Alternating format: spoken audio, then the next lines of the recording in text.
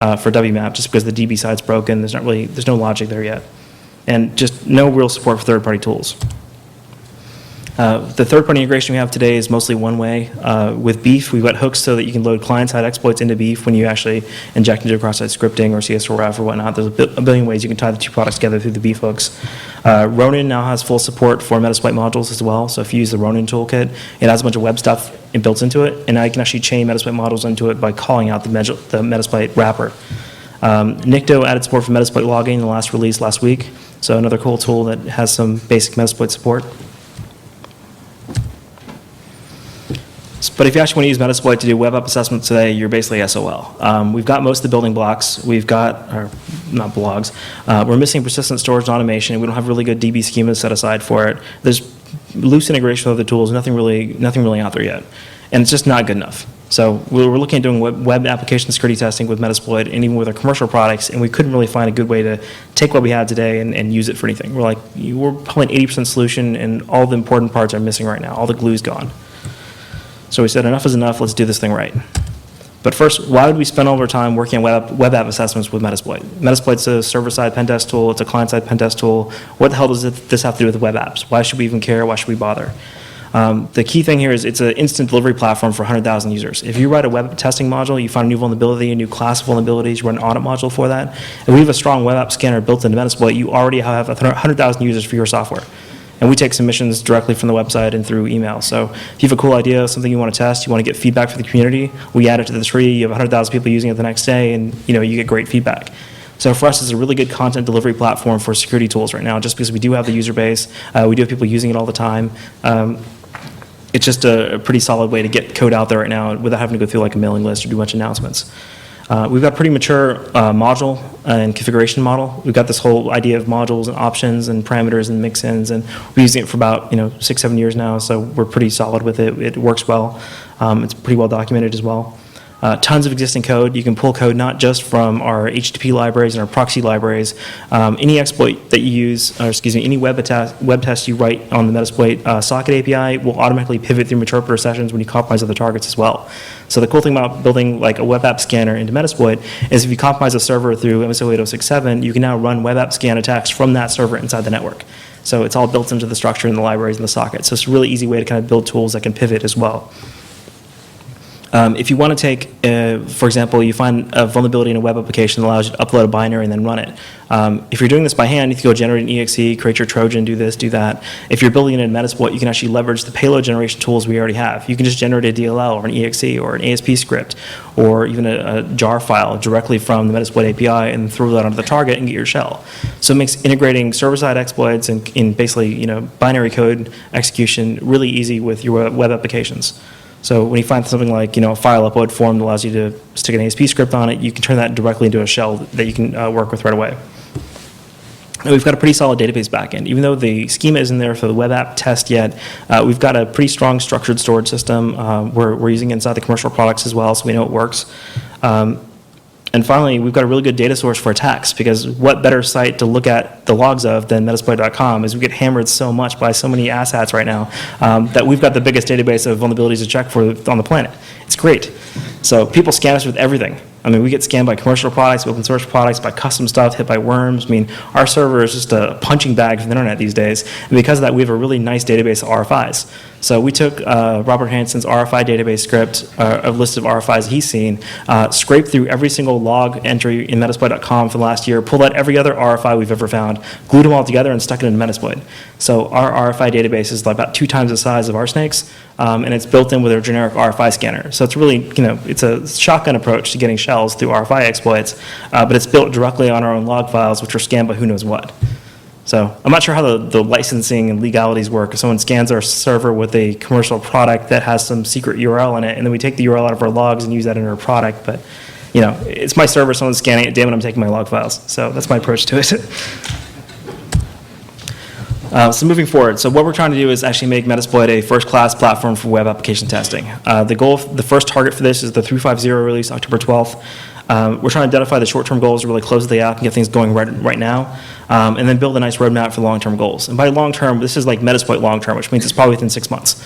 We move really, really fast, and we've got a full development team. We've got a lot of people that want to see more web stuff in Metasploit. So as far as motivation and time and talent goes, we're definitely there. And as soon as we get our next commercial product out, which will be 3.5.0, as part of that release, we're going to have a lot more time to focus just on web.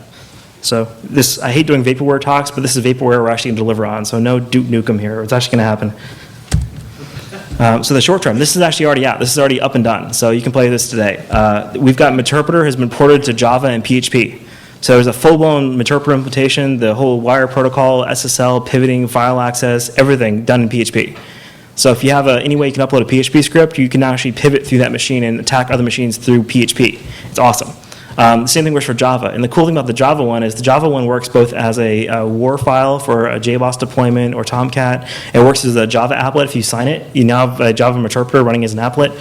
Anything that accepts a Java payload basically can load a Java class, can now load a Java instance of Meterpreter. And every single script that's currently in Metasploit will also leverage that as well. So if you've got a cool script like one of Carlos Perez's scripts or some other script out there for doing data gathering, hunting for password files, whatever you want to do, those all work through these non-Windows Meterpreters as well. Something I didn't mention here, but the Linux Meterpreter, the native Meterpreter for Linux is actually mostly done. We're in the very last stages of testing at this point, and we're hoping to actually have that live by 3.5.0, and that's going to be huge because that cross-compiles to OS X, it cross-compiles to BSD, AIX, everything. The real-time loader has to be changed a little bit for different platforms, but we finally have a basically universal platform, or universal payload for every platform. We have the ability to generate ASP scripts directly from Metasploit. You can generate VBA files, you can generate DLLs. There's a billion ways you can wrap your payloads. But now that we actually have real application payloads, we can go a lot further. So if we can exploit a directory traversal bug in, let's say, Cold Fusion, we can now use that to upload a CFM file with a payload on it and now get a shell through the Java side, through the Java Meterpreter.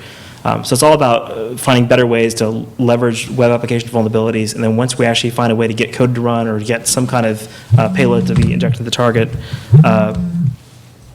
actually having a useful shell. Because remote command shell doesn't help you that much, but remote command shell with the file upload, download capabilities, and pivoting is awesome. The one real life case we've used this so far is we've had a customer application had an R5 vulnerability. We used the R5 vulnerability to load the PHP interpreter, and then we found the MySQL password. Well, MySQL is only bound to the loopback address. We couldn't talk to it remotely, but we wanted all the data in it, and we wanted to do it like really easily and lazy-like because we didn't want to actually upload PHP MyAdmin. So what we ended up doing is using the pivot functionality in the PHP payload to port forward 3306 from our local host to their local host, and then connect to the MySQL tool directly to it, logged in with the password, we pulled out the configuration file, and had our own thick client, MySQL client, digging data out and generating reports. So a really easy way to leverage a web app vulnerability and not have to go through too many painful steps to get access to the data we wanted. So the next big thing, which is incredibly boring, but we have to get done, is the AppInfo database schema. So every little piece of data we want to track about applications, about the web server, about the 404 message, about what virtual hosts are available, building the schema, getting that set up, getting that done. The way we're doing it today is we're generating note entries. So we've got this kind of generic table in the Metasploit schema, which can be anything you like. It's kind of an OID style for the name. It's a table with a column and an info structure, and the info structure is a big hash in Ruby. So you can store anything you like into it and query it very easily. And they can be tied to either host services or to the workspace itself, which is kind of the project view. So what this is going to do is allow us to take every WMap module we have today, generate standardized data from it, and also take data from other tools and generate standardized database records, and then start doing things with them. So now you can actually write a module in Metasploit that says, okay, give me a list of every vhost and every target, do these different operations on it, find the results, now display the results this way and store the results this other way. Then you can write another module that takes those results and does something else with it. So the most common use case of that would be something like identify the virtual hosts, identify directories on the target or pages on the target, pass those to a form caller, make the form caller extract the forms, then take the form output, pass it to a tester, a fuzzer, or whatnot, and move on from there. So that's where we're going. We're building kind of primitive structures for things like the 404 messages, the sitemap, all the technology we identify like ASP, JSP, et cetera, the forms themselves, and a structure for the vulnerabilities that we find during the process. And you can tell that it took us forever to do this because the most boring part of this whole job is doing all the data structures and schema and the back-end programming stuff. So we're finally getting on top of it because we need it for this stuff. The next big thing we're working on is doing imports for every major web app tool out there. The NetSparker guys have already given us sample XML, and they're working with us, and they're freaking awesome, so I love the NetSparker guys. The Burp guys are working with us in their XML format. We're actually getting data samples from other products as well. But the idea is that you can go and take whatever tool you use today, whether it's AppInspect, whether it's Nexpose, whether it's W3F or Burp. Do your audit how you normally do it, take your results, import that directly into Metasploit, and now you can actually leverage exploits against those targets based on what vulnerabilities you found in those tools. So for example, the NetSparker guys already have ways to run code when they find vulnerabilities. This makes it much easier for you to use Meterpreter payload for the command injection, things like that. So you can tie it into kind of your standard network pen testing task just by importing results from your web app team. And if anyone's working on a tool they want to see imported, let us know. All this import code's going directly to the open source tree. And we'd love to be able to support any tool out there. So if you got a commercial product or open source product, let us know. We'd love to import your results. We're also working on doing export directly from the product as well. We're not sure if that'll be 350 or 351, but we have an XML file format already. So every vulnerability that's been imported, you can spit back out again. So the long-term goal is Metasploit will become kind of a data sea where you can bring results in from both internal modules, external tools, external scans, and then spit back out a standardized result set you can then import into other tools using your own reporting, using your own exploits. So for example, the NetSparker guys, we talked about, maybe you're interested in actually importing our data back in and then using that to launch your exploits, do your reporting. So we're looking at, this isn't just a single directional import. Too often, open source projects get integrated into other commercial solutions where it's basically just stealing them and using them for whatever they like. We're trying to make sure that we can actually do export and import, so we're not just going around taking everyone's data, we're actually spitting it back out again and working with them to import it. So anyways, there's lots of really cool things we can do with import export. Again, this is one of those things that's a little bit boring to work on, but it's really exciting when it all works and it actually functions the way you want it to work. So for 350, the next big thing we're working on is making sure we can scrape credentials out of clients and then reuse those. So when you compromise a client workstation through, say, a PDF vulnerability, you can now dump all of their cached credentials, dump their saved form fields, steal all their cookies, and now relay those cookies into your own request to go forward again. So it's basically just being able to steal data from the server, steal data from the clients, and reuse that for your next part of your attack. On the server side, we want to do things like automatically find your database configuration, dump your database passwords, dump your OWC settings configuration, steal your saved passwords from LSA, all the other fun stuff you need to go to the next step during a web app test. We think the client credential area is interesting because let's say you manage to compromise one user within a large bank or a large organization, you steal their login, their password for an internal resource.